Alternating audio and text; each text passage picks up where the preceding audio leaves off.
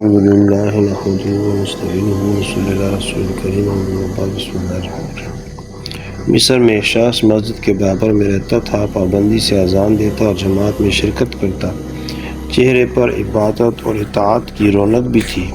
اتفاق سے جب ایک دن اذان دینے کے لیے مسجد کے مینار پر چڑھا تو قریب ہی ایک عیسائی شخص کی خوبصورت لڑکی پر نظر پڑی، جسے دیکھ کر وہ اس پر دل و جان سے فریفتہ ہو گیا اور اذان چھوڑ کر وہیں سے سیدھا اس کے مکان میں پہنچا۔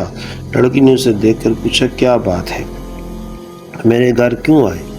اس نے جواب دیا، میں تجھے اپنا بنانے آیا ہوں، اس لیے کہ تیرے حسن و جمال نے میری عقل کو معوق کر دیا ہے۔ لڑکی نے جواب دیا، میں کوئی تہمت والا کام نہیں کرنا چاہتی ہوں۔ تو اس نے پیشکش کی کہ میں تجھ سے نکاح کروں گا۔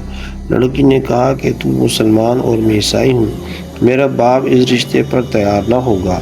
اس شخص نے کہا کہ میں خود ہی عیسائی بن جاتا ہوں۔